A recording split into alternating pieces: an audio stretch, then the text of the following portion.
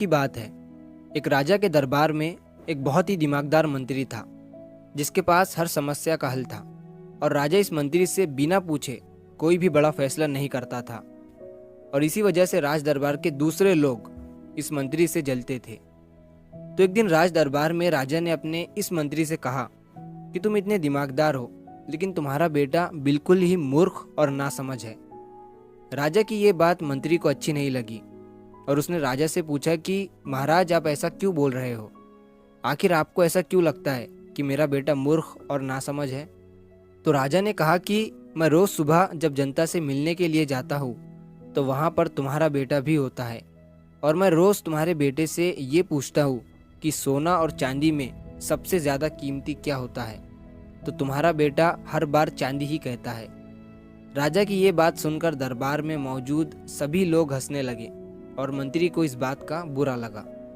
मंत्री बिना कुछ कहे सीधे अपने घर गया और घर जाते ही उसने अपने बेटे से पूछा कि सोने और चांदी में कौन सी धातु कीमती है।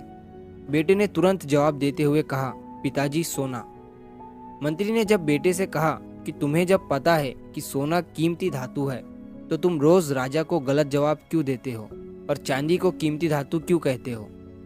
बेटे ने कहा, पिताजी, राजा रोज सुबह बाजार में आकर प्रजा से मिलते हैं और रोज मुझे बुलाकर मेरे सामने दो सिक्के रखते हैं, जिनमें से एक चांदी का होता है और एक सोने का।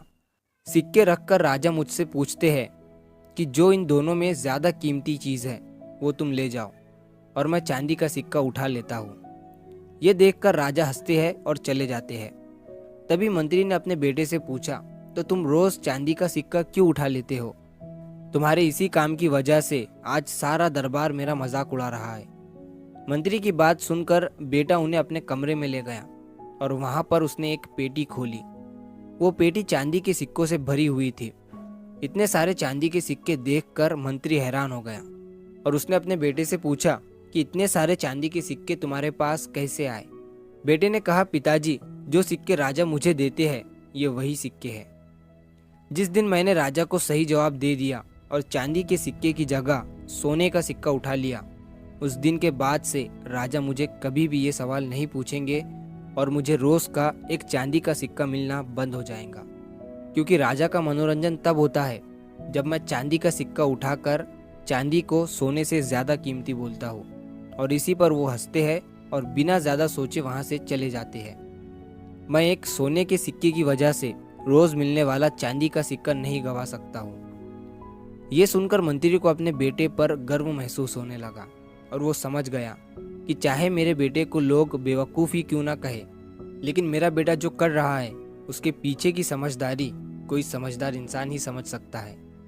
और अब जब भी मंत्री के सामने उसके बेटे को कोई मूर्ख या नासमझ कहता तो वो मुस्कुराने लगता और वहाँ से चला जाता।